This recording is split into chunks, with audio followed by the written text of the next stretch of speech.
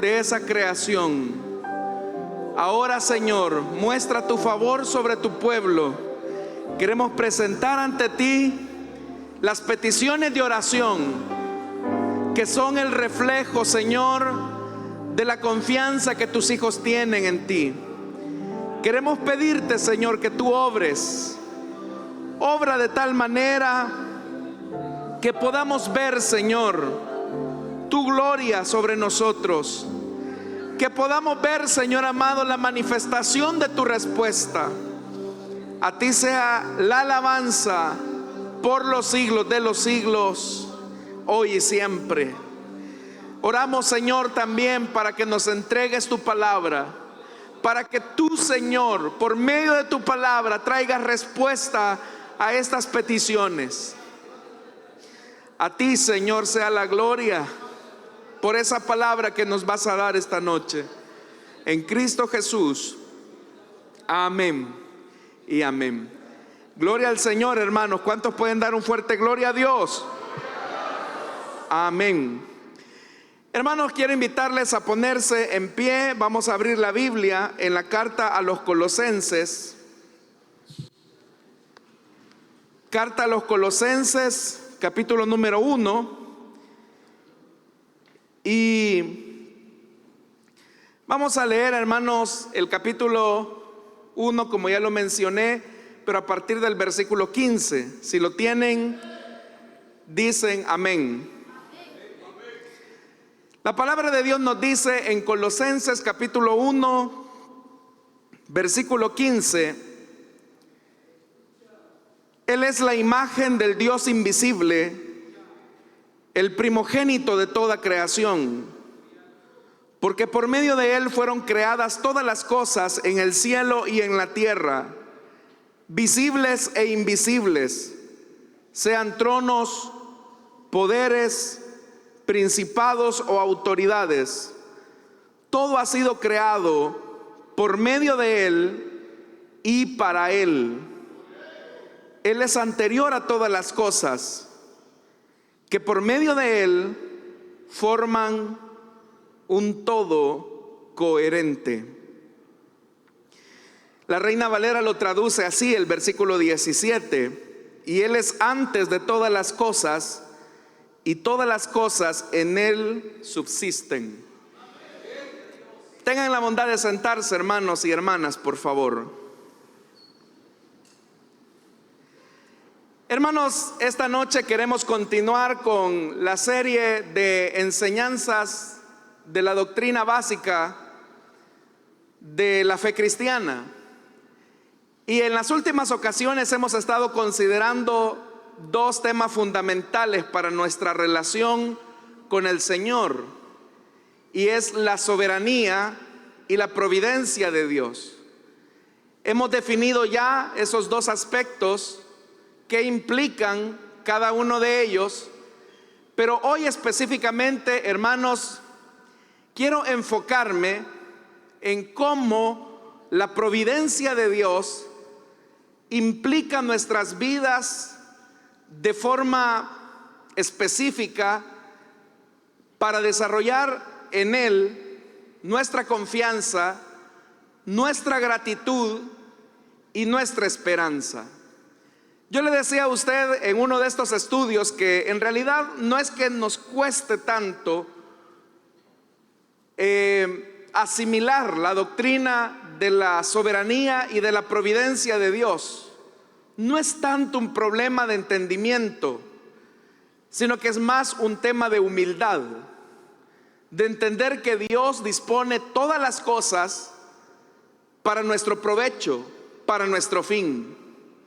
Al hablar acerca de la providencia de Dios, nuevamente, hermanos, quiero recordarle que es el poder de Dios omnipotente y presente en todo lugar, por el cual Él sustenta y gobierna el cielo, la tierra y todas sus criaturas, de tal manera que todo lo que la tierra produce, la lluvia, la sequía, la fertilidad, la esterilidad, la comida, la bebida, la salud, la enfermedad, las riquezas, la pobreza Y finalmente, todas las cosas no acontecen sin razón alguna, como por arte de suerte o por azar.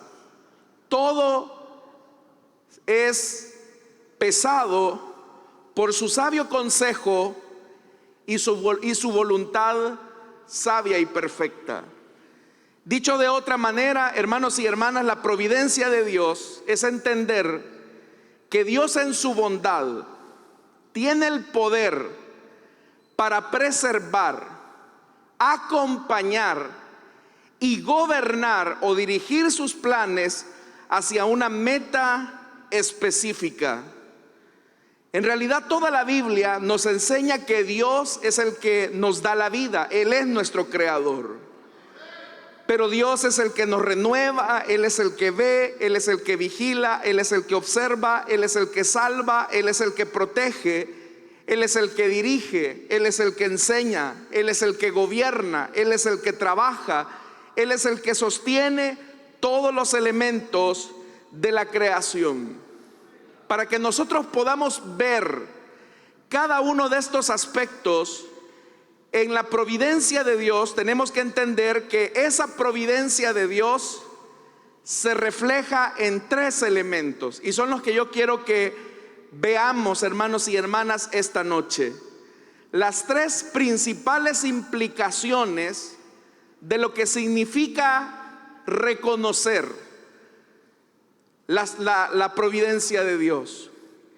Esto es independientemente si usted acepta o no acepta, o esto es independientemente si logramos entender todo lo que implica que Dios es el que provee o dispone todas las cosas de antemano. Por eso estoy hablando de las implicaciones que tiene que nosotros comprendamos la verdad de la providencia de Dios. En primer lugar, el primer aspecto de la providencia de Dios que quiero señalar es la preservación de lo que Él ha creado. Los seres humanos tenemos la idea de que Dios ha creado el universo, pero las personas creen que Dios dejó el universo al azar. Es decir, como que Dios hizo en Edén efectivamente lo que la Escritura nos enseña, pero como que después del sexto día Dios se tomó el séptimo y descansó totalmente y nos dejó al azar. Y Dios ahora está ocupado en otras cosas y su creación, hermanos y hermanas, circula sin ningún efecto o sin ninguna dirección. Pero eso no es lo que enseña la Escritura. El primer aspecto entonces que quiero señalar acerca de la soberanía y la providencia de Dios es su preservación. Dios ha creado todas las cosas, pero las ha preservado también al mismo tiempo. De hecho, hermanos, este pasaje que acabamos de leer de Colosenses, oiga lo que dice en el versículo número 17. Él es, dice, y Él es antes de todas las cosas. Se ha dicho que Él es el primogénito de toda la creación. Se nos ha dicho que por medio de Él fueron creadas todas las cosas, que a través de Él fueron creadas todas las cosas, que todo lo creado ha sido para su gloria, tanto las cosas visibles como las invisibles, sean estos principados, potestades, todo ha sido creado por medio de Él y para Él.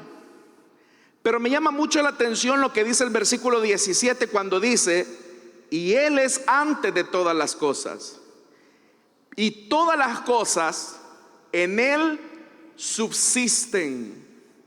Oiga lo que está diciendo la Escritura. Lo que la Escritura está señalando es que lo que Dios mismo ha creado, Él mismo lo preserva. Significa entonces que el Señor no es que nos ha dejado al azar en el universo, sino que todas las cosas ordenadas, Dios las ha dispuesto para su gloria y su alabanza. ¿Qué significa, hermanos y hermanas, que Dios preserve el universo? Lo que hace que el universo sea ordenado es porque el Señor permite esa preservación de una forma tan exacta que no hay ningún cataclismo que no sea previsto por Dios dentro de su universo. Eso significa que las circunstancias que afectan la vida del hombre, lo creado, no es, hermanos, el resultado de una condición fortuita del hombre en el que se encuentra en el devenir de la historia de una manera que no tiene ningún rumbo o ninguna meta. Eso, hermanos, a nosotros nos debe de hacer descansar, porque este pasaje lo que nos está enseñando entonces que sin Cristo nada llegaría a existir. Eso es lo que se llama la doctrina de la creación. Pero sin Cristo nada continuaría existiendo. Y eso se llama la doctrina de la preservación. Es decir, que es Dios el que preserva el universo. Que las cosas funcionen como funcionen en el universo habla de la preservación de Dios en todo lo que Él ha creado. Todas las estrellas, el firmamento, el universo, los mares, la tierra misma, es preservado por el Señor. A ver, piense por un momento en esto. ¿Quién es el que está haciendo que en este momento su corazón esté palpitando? Es Dios quien está preservando su salud para que ese órgano siga bombeando sangre. Pero ¿quién es el que hace resplandecer el sol sobre buenos y malos? Es Dios. Todas las cosas pasan, hermanos y hermanas, aun cuando nosotros no las contemplamos o no las consideramos en todo lo que eso implica. Usted, por ejemplo, a veces ni se recuerda que tiene corazón, pero el corazón sigue palpitando, sus pulmones siguen respirando. Todos los movimientos que tiene su cuerpo, aunque usted no lo crea, cada una de las funciones vitales que tiene su cuerpo son el resultado de la preservación que Cristo tiene sobre su vida. No hay ninguna situación que escape al conocimiento de Dios. Entonces vea, hermanos y hermanas, si Dios es el que preserva a su creación, eso nos debe de llenar a nosotros de confianza en Él. Que no existe ninguna circunstancia que Dios no conozca de su vida. Dios sabe qué es lo que le está afectando.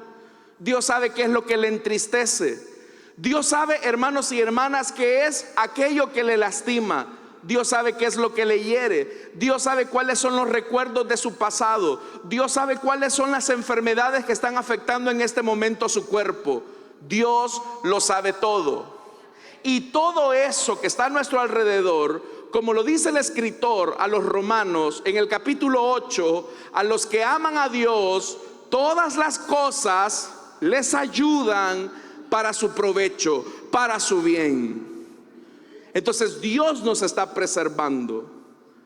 Que el mundo gire, hermanos y hermanas, en su eje. Que los planetas giren alrededor del sol. Pueden ser observables por la ciencia, pero hasta este momento la ciencia no ha logrado identificar cuál es la fuerza que permite que los cuerpos celestes no se desplomen, no caigan. Pero la Biblia sí ya nos dice, hermanos y hermanas, qué es lo que permite que el universo siga en funcionamiento. Y es que dice la Biblia que por medio de la palabra de Cristo Él sustenta todo lo que ha creado. Y si Dios sustenta, y si Dios, hermanos y hermanas, mantiene alineados los planetas, ¿cómo no va a tener cuidado de usted, hombre y mujer de poca fe? Aún de aquellas circunstancias que usted considera que quizás Dios no sabe, el Señor las conoce hasta el más íntimo pensamiento de aquello que le aflige. Uno de los amigos de Job, cuando se acercó a hablar con él, le dijo algo importante. Si él pusiese, dice Eliú, si él pusiese sobre el hombre su corazón y recogiese así su espíritu y su aliento, toda carne perecería juntamente y el hombre volvería al polvo, dice Eliú. Significa, hermanos, que si nuestro Señor se descuidara por un momento, ¿qué le digo por un momento? Si el Señor se descuidara por un segundo de su creación, el universo dejaría de existir. Usted dejaría de existir y lo único que se mantendría en la existencia sería el Dios Trino. Pero Dios, hermanos y hermanas, es el que preserva todas las cosas. Que usted se ponga en pie, que usted pueda caminar, que usted pueda respirar, que usted pueda comer, que usted, hermanos y hermanas, tenga el conocimiento que Dios le ha permitido tener, es tan solo porque Dios lo está preservando. Pero el día que Dios decida que su corazón deje de latir, hasta ahí va a llegar, hermano. Y no habrá fuerza humana, no habrá tecnología que logre extenderle un día más de vida. El día que Dios diga, hasta aquí llegaste, hasta acá llegamos. Entonces, hermanos, que la providencia de Dios nos preserve, nos debe de llevar a nosotros a descansar en sus promesas. El otro elemento de la providencia de Dios es la concurrencia en la que Dios obra. Al hablar acerca de la concurrencia, quiero tomarme un poco más de tiempo, porque el término concurrir de lo que nos habla es, hermanos y hermanas, de cómo Dios trabaja en y a través de todas las cosas que Él ha creado. Cómo Dios, hermanos y hermanas, es capaz de utilizar aquellos eventos que nosotros consideramos como malos para cumplir sus planes y sus objetivos. En la Biblia nosotros encontramos, y hermanas, cómo el Señor es el que va ordenando las cosas de tal manera que sus planes y sus propósitos sean cumplidos. El libro de los Proverbios nos dice: el corazón del hombre piensa su camino, pero el Señor endereza sus pasos. Uno puede tener ciertos planes de cómo las cosas se pudieran desarrollar, pero al final el que ha de determinar cuáles van a ser los siguientes eventos que van a marcar nuestra vida es el Señor. En la concurrencia de Dios, hermanos y hermanas, hay dos tipos de causas que permiten que los acontecimientos se vayan desarrollando en la historia. Esas causas de la concurrencia de Dios pueden ser primarias y secundarias. En realidad las dos caminan juntas. La primaria es la causa divina que permite que los eventos se realicen. Es decir, que Dios planifica absolutamente todo lo que va a suceder en la historia de los hombres. Pero las causas secundarias son todas aquellas, hermanos y hermanas, en las que interviene el hombre, incluso aquellas que pueden ser observables con la ciencia o a través del método científico, y esas cosas son evidentes a nosotros. Quiero invitarle, hermanos, a que abra su Biblia en Hechos capítulo 14, por favor, acompáñeme, y ahí usted va a entender perfectamente a qué me refiero cuando hablo de que de las causas primarias y las causas secundarias de la concurrencia divina. En Hechos capítulo 14, versículo 15, este es el momento, hermanos y hermanas, cuando Pablo y Bernabé han sanado a aquel hombre que ha sido lisiado de por vida. Y vea lo que dice el apóstol cuando se dirige a estos hombres: varones. Voy a leer el verso 15 del capítulo 14 de los Hechos. Varones, ¿por qué hacéis esto? Nosotros también somos hombres semejantes a vosotros, que os anunciamos que de esta vanidad os convirtáis al Dios vivo, que hizo el cielo, la tierra, el mar y todo lo que en ellos hay. Pablo está, hermanos y hermanas, está rechazando la idolatría que ellos quieren ofrecer hacia ellos por la sanidad de aquel hombre. Oiga lo que dice el versículo 16, siempre de Hechos. en las edades pasadas, Él ha dejado a todas las gentes andar en sus propios caminos. El creador de los cielos y la tierra los ha dejado que anden por sus propios caminos. Dios los deja a su libre voluntad. Y vea lo que dice el verso 17.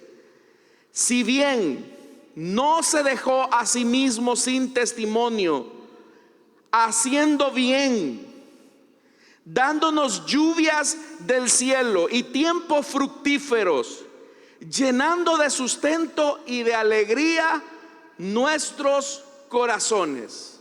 Lo que Pablo está diciendo es esto: nosotros hemos tenido tiempos fructíferos, tiempos de alegría, donde ha habido lluvia abundante que nos ha dado muchas cosechas. Pero Pablo está señalando algo.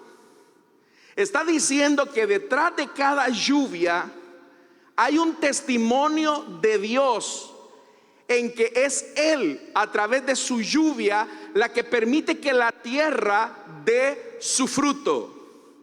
Los hombres se alegran cuando tienen abundancia de cosecha. Esas, hermanos y hermanas, son las causas secundarias. Las causas secundarias son aquellas donde vemos la cosecha de un buen invierno. Pero ¿quién fue el que primariamente envió la lluvia para que la tierra diera su fruto? ¿Quién fue? Fue solamente el Señor. Detrás de cada lluvia, detrás de cada estación, es Dios el que permite que los hombres puedan gozar del buen fruto de la tierra. Ahora, eso se ve en la naturaleza. Pero ¿cómo se ve eso en nuestra vida? Quiero, hermanos y hermanas, recordarles a ustedes lo que le sucedió a José. La Biblia nos dice que José fue un joven soñador que desde a muy temprana edad mostró una actitud diferente en relación a sus hermanos. José fue el hijo favorito de Jacob, resultado de su unión matrimonial con su esposa favorita, Raquel. Lo que la Biblia nos enseña es que el amor preferencial de Jacob hacia José despertó la envidia de sus hermanos. Pero el Señor también depositó sueños en la vida de José. Esos sueños en algún momento la Biblia nos enseña que fueron del conocimiento hacia sus hermanos, y eso despertó la envidia de aquellos que debieron de haberlo cuidado.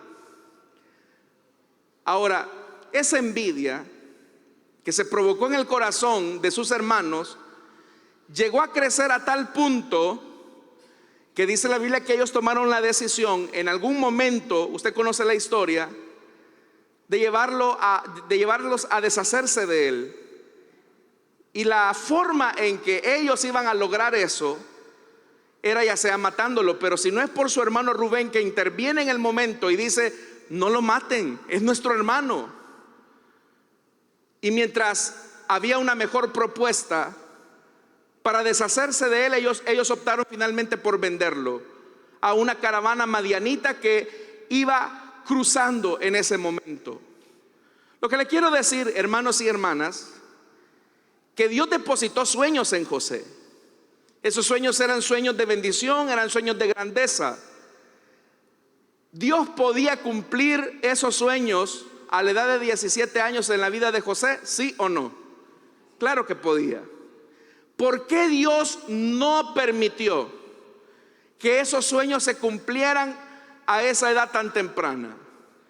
Porque José no tenía ni la madurez, no tenía la consistencia, no tenía el carácter para ver realidad de esos sueños. Pero vea lo curioso. La Biblia dice que José finalmente va a parar a Egipto. Usted conoce la historia. Es comprado por un hombre que ocupaba una posición privilegiada en el palacio de Faraón, Potifar. Y poco a poco José comienza a aprender el arte de la administración, el idioma egipcio, y José comienza a sobresalir, al punto que Potifar lo coloca sobre toda su casa como el mayordomo principal. Y lo único de lo que se preocupaba Potifar era de lo que comía José, pero de ahí no tenía ninguna preocupación. En ese mismo momento, cuando José es separado de su padre, cuando José es vendido por sus hermanos, es traicionado por ellos, por quienes deberían de haberlo cuidado, en ese mismo momento Jacob está viviendo un luto. Porque usted recordará que los hermanos de José llegan a donde Jacob y le dicen: una bestia agredió salvajemente a nuestro hermano y aquí están las prendas manchadas de sangre. Y en ese momento dice la Biblia que Jacob vivió en una profunda tristeza hasta que se presentó con José. ¿Qué está pasando ahí? Dios está utilizando el pecado de sus hijos, de los hijos de José, de los hijos de Jacob, perdón, para cumplir una ley que Dios ha establecido, que es la ley de la siembra y de la cosecha. Si retrocedemos un poco la historia en la vida del patriarca, nosotros vamos a recordar o vamos a encontrar un episodio cuando Jacob engaña ¿a quién? A su padre Isaac. Él se hace pasar por su hermano Esaú. Usted recordará la historia. Pero ahora quiero que note algo. Ahora Jacob está cosechando la mentira que hizo con su padre. Esto es importante, hermanos y hermanas, que lo entendamos, porque todo lo que nosotros hacemos va a tener una consecuencia directa en nuestra vida.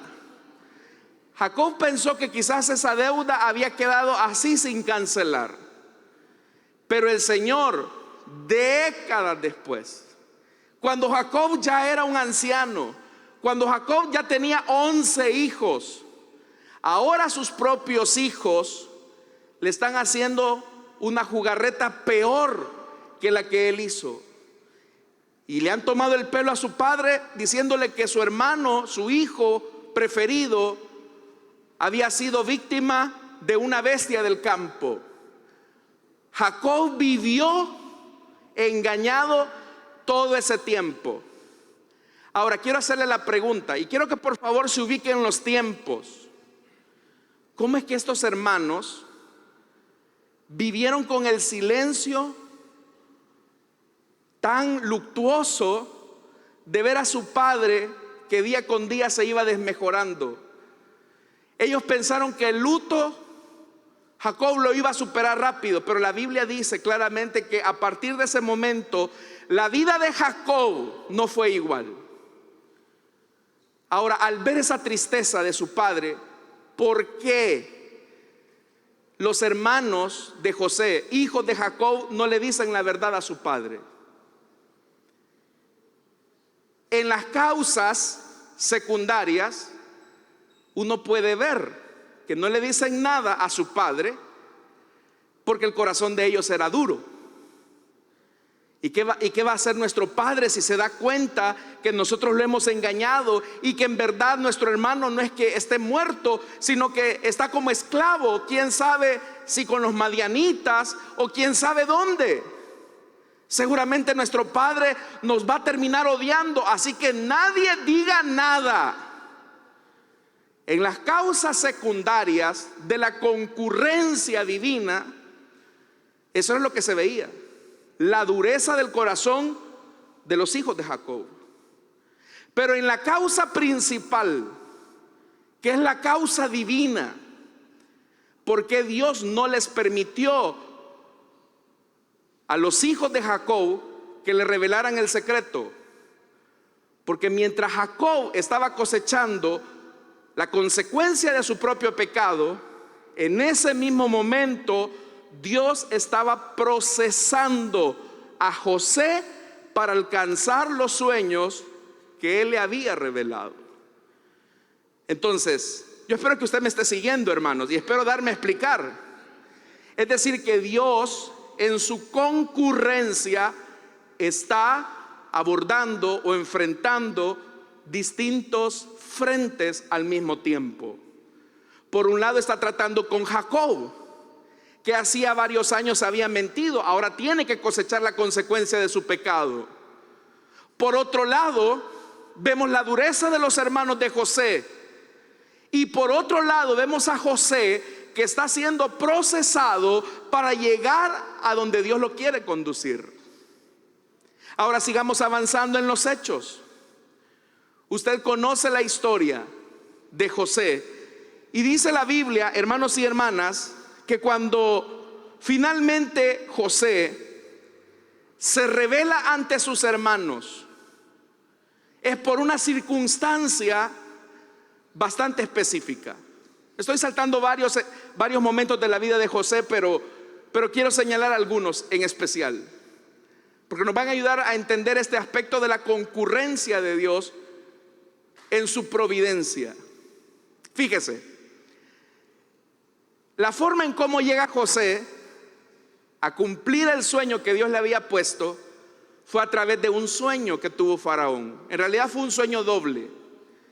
El sueño de las vacas flacas y gordas, y el sueño de las espigas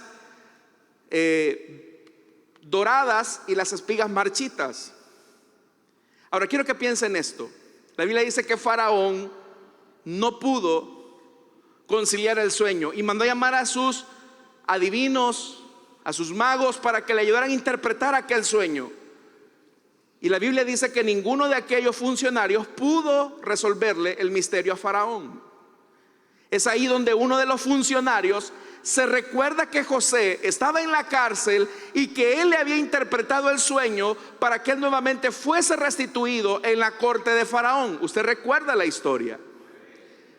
Pero dice la Biblia que cuando José es presentado, él interpreta el sueño y le dice a Faraón: mira, Faraón, el sueño es el mismo.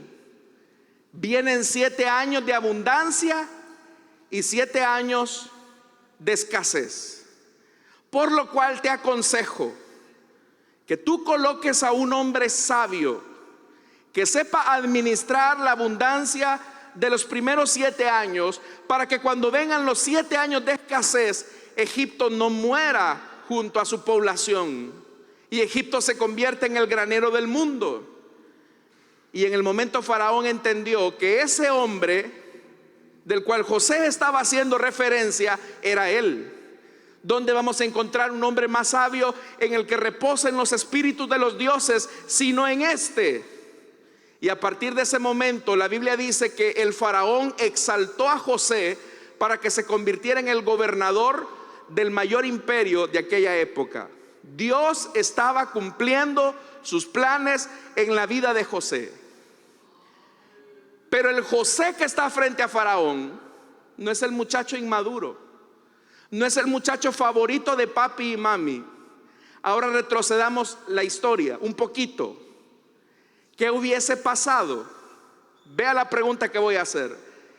¿Qué hubiese pasado si los hermanos de José van y le dicen a su padre: papá, te mentimos, en realidad José no está muerto, lo hemos vendido como esclavo a una caravana madianita? ¿Qué hubiese hecho Jacob, hermano?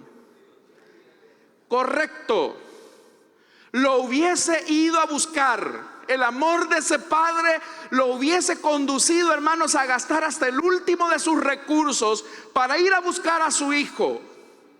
Y seguramente que Jacob lo hubiese encontrado.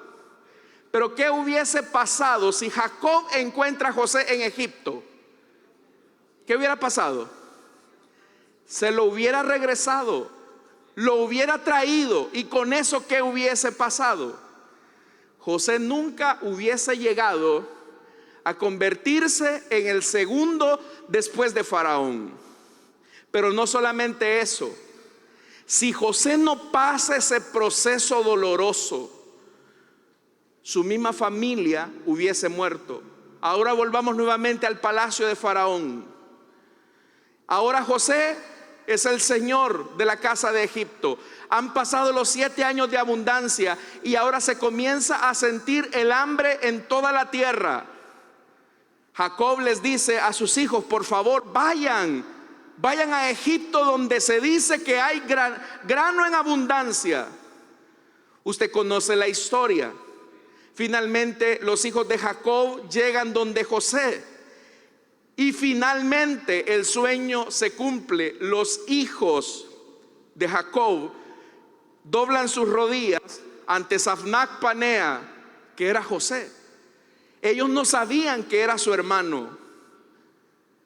¿Conoce usted también la historia? José finalmente se revela ante sus hermanos y les dice: por favor, vayan a llamar a mi padre.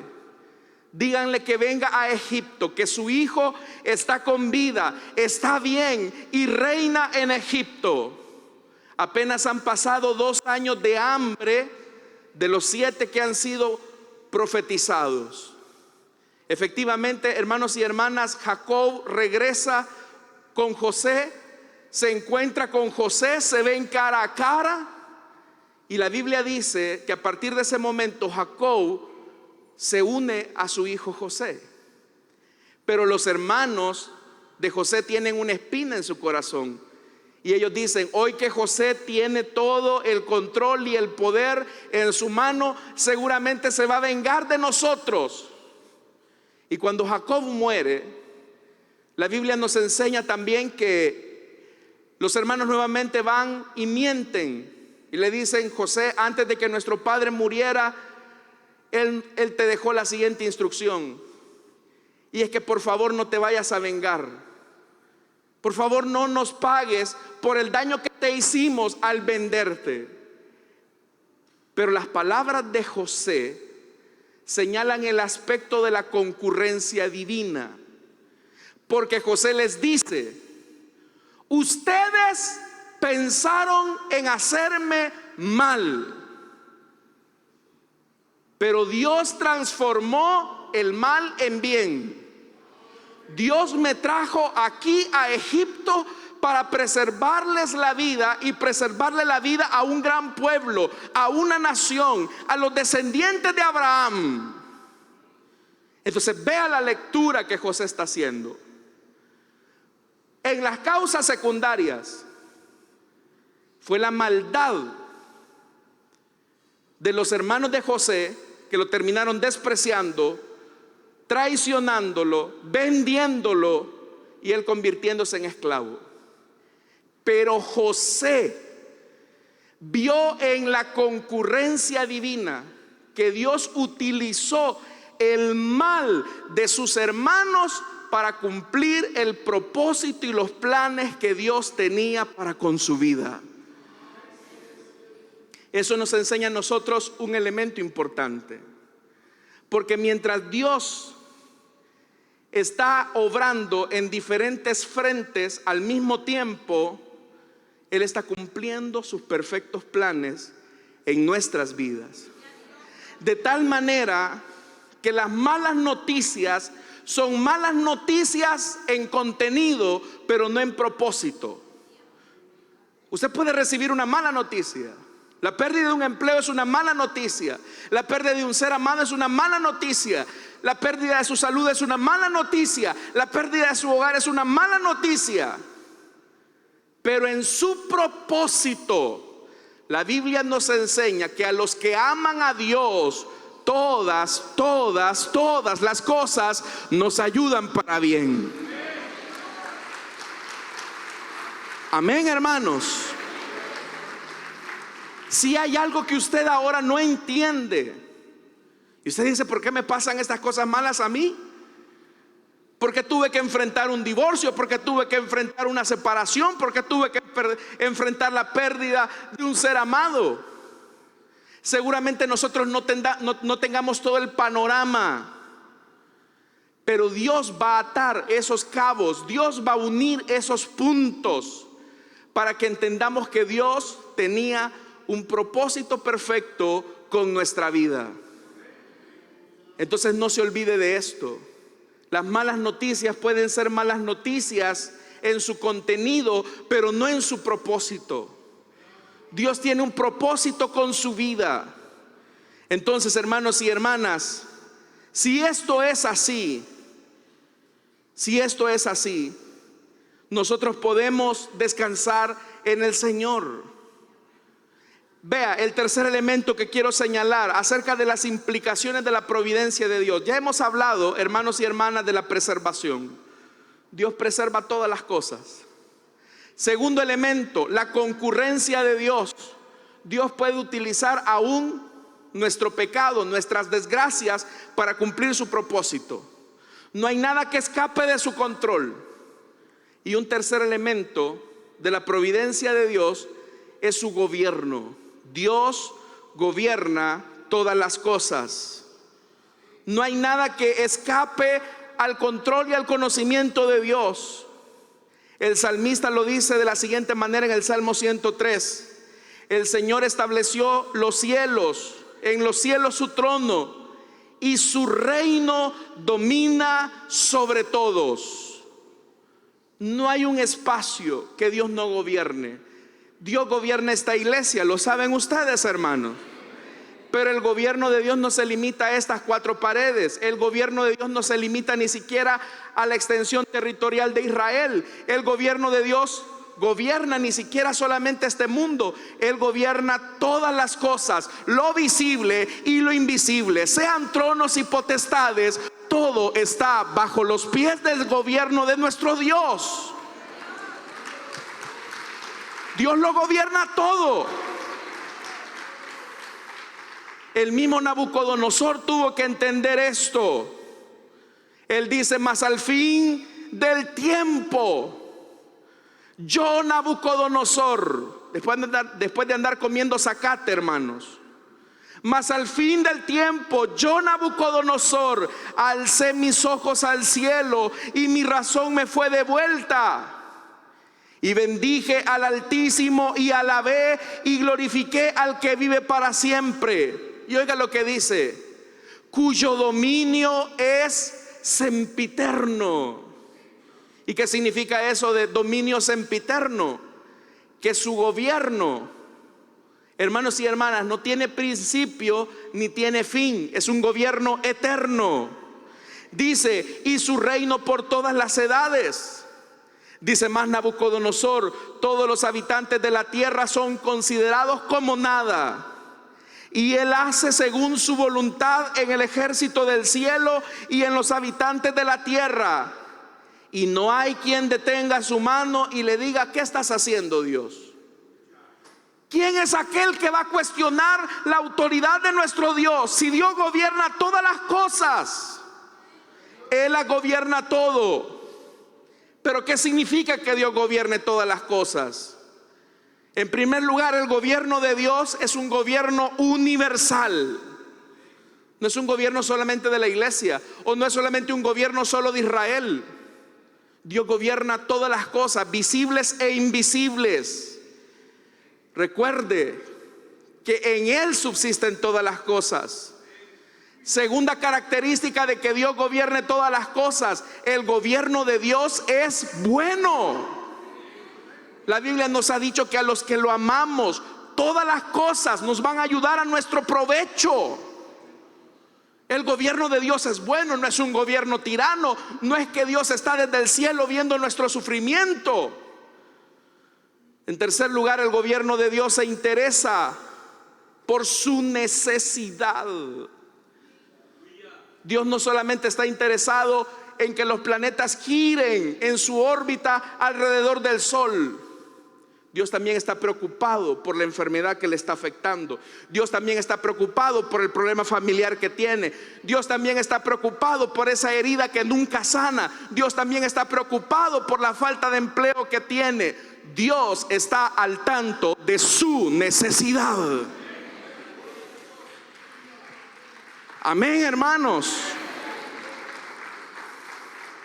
Entonces, si Dios gobierna todas las cosas, significa que también Él es soberano.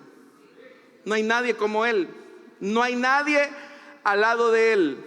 No hay nadie por encima de Él. Todo está bajo sus pies. Y eso nos tiene que llevar a nosotros que Dios gobierne todo. Oiga, que Dios preserve todo.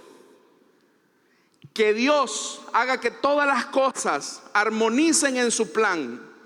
Y que Dios gobierna hasta el más mínimo detalle de nuestra vida, debe de producir en nosotros esto. Número uno, confianza.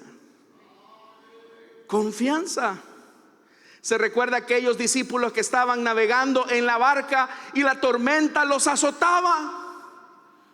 Y aquellos sentían: nos ahogamos. Y el creador de todas las cosas, que por medio de él y a través de él se hicieron los cielos y la tierra, ¿a dónde estaba Jesús, hermano? Dormido en la barca. ¿Por qué Jesús estaba tan tranquilo? Porque él tiene el control de todo lo creado. Y Jesús se levantó y mandó a enmudecer la tormenta. Y la Biblia dice que al instante se hizo un tiempo de bonanza. Y los discípulos se sorprendieron y dijeron: ¿y quién es este que hasta los vientos y el mar le obedecen? Y nosotros podríamos responder: este es el creador de todas las cosas, y ante él se sujetan los cielos y la tierra, lo visible y lo invisible. Jesús les tiene que decir: ¿por qué dudan, hombres de poca fe? ¿Por qué dudaron? Si con ustedes estaba el creador. Y lo mismo, hermanos, si ¿cuántos creemos que Dios gobierna todas las cosas? Entonces, ¿por qué se preocupa? ¿Por qué se está preocupando? Ahí se está mordiendo los dientes, le van a subir al IVA. Hermano, no se preocupe, que el que alimenta las aves del cielo también va a tener cuidado de usted. La segunda implicación de la soberanía de Dios en su vida, ya dijimos, la primera es confianza, la segunda es la paciencia. Porque Dios se toma su tiempo para cumplir sus planes. Y así como José tuvo que esperar pacientemente alrededor de 17 años para que su plan se cumpliera, Dios también desea que usted sea paciente. ¿Y cuál es el propósito de la paciencia de Dios? O que desarrollemos la paciencia en los planes de Dios. Que Dios no nos ha olvidado. Que la respuesta no llegue en este momento a tu vida no significa que Dios se haya olvidado de ti. Es Dios el que te está diciendo: sé paciente. Tal vez mi respuesta por ahorita no es un sí a tu petición, pero ese sí vendrá. O si te doy aún un no, ese no será mejor que un sí. Pero sé paciente, paciente.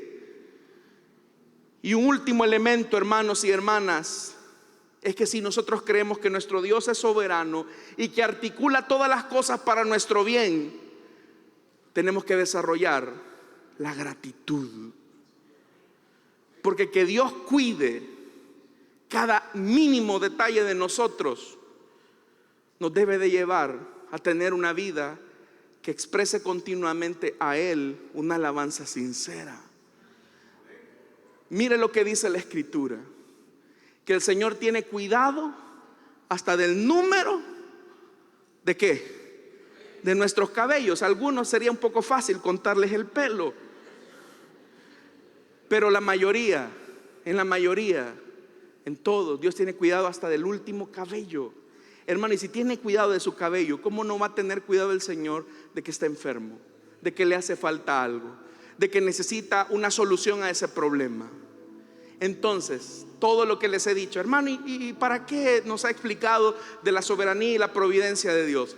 Aparte que es mi responsabilidad que usted conozca estas verdades bíblicas escriturales, mi deseo es que usted descanse en la providencia de Dios, que descanse en el Señor, que como el salmista dijo, hablando acerca de la confianza que tenía en el Señor: descansé y dormí, porque el Señor cuidaba de mí aún en la vigilia de la noche. Eso implica, hermanos, que aun cuando dormimos y aun cuando cualquier cosa nos puede pasar, ahí está la mirada del Señor sobre nosotros, viendo a sus santos. Amén, hermanos. Así que yo le diría a usted, mujer de poca fe, no dudes. Hombre de poca fe, no dudes. Porque el que hizo los cielos y la tierra está pendiente de ti. Cuando te levantas, cuando te acuestas, cuando sales del trabajo, tiene cuidado de ti, hasta de tu descendencia. Así que no te preocupes, camina tranquilo, que Dios conoce tu necesidad. Y Él, conforme a sus riquezas en gloria, te dará todo lo que ha planificado darte. El que tenga oídos para oír, que oiga lo que el Señor nos ha dicho esta noche. Amén. Vamos a orar, hermanos, vamos a cerrar nuestros ojos. Padre, gracias te damos porque podemos descansar, Señor, en tus promesas. Podemos descansar que tú eres el que preserva el universo. Podemos descansar en que tú alineas todos los eventos y las circunstancias de nuestra vida para cumplir tus propósitos. Podemos descansar en que tú gobiernas todas las cosas. Gracias, Señor, por ser un Dios soberano, por ser un Dios que providencialmente permite las circunstancias alegres como las no tan alegres para cumplir tus propósitos en nosotros. Esta noche, si hubiera alguna persona que desea entregarle su vida a Cristo o que quiera reconciliarse, póngase en pie en el lugar donde está o levante su mano como señal, y ahí habrá un hermano, una hermana que gustosamente le va a traer hasta este lugar para que podamos orar por usted. Tal vez usted piensa que las situaciones difíciles que le ha tocado vivir son aisladas, pero no es así. Dios las ha permitido todas para un propósito, y yo no sé cuál es, pero Él sí lo sabe y Él va a cumplir su plan. Así que si hay alguien esta noche que desea entregarle su vida a Cristo o que desea reconciliarse, póngase en pie. Quiero orar por usted. ¿Habrá alguien? ¿Habrá alguien? ¿Hay alguien que le quiera entregar su vida a Cristo o desea reconciliarse? Venga y descanse totalmente en los brazos del Señor. Vamos a orar, hermanos, y vamos a darle gracias al Señor. Gratitud, paciencia, confianza son los elementos que Dios desea que nosotros desarrollemos. Padre, gracias porque tú gobiernas todas las cosas y podemos descansar en tu amor. Gracias, Señor, porque el que hizo los cielos y la tierra, el que hizo que el cosmos existiera, es el que cuida nuestra vida. Gracias, Señor, porque aún en nuestra necesidad tú conoces cuál es nuestra debilidad y tú la suples, porque estás con nosotros, Señor. Gracias, Señor, por tu providencia. A ti sea toda la gloria y la honra en Cristo Jesús. Amén y amén. Vamos a orar, hermanos, pero en esta ocasión por nuestras ofrendas y nuestros diezmos. Señor, te alabamos y te bendecimos porque nos permite ser parte de tu obra. Tú nos permites sembrar en esta buena tierra y a su tiempo segaremos, Señor. Gracias, Señor, por tus cuidados. Bendice las aportaciones de nuestros hermanos en Cristo Jesús. Amén y amén. Pueden pasar, hermanos.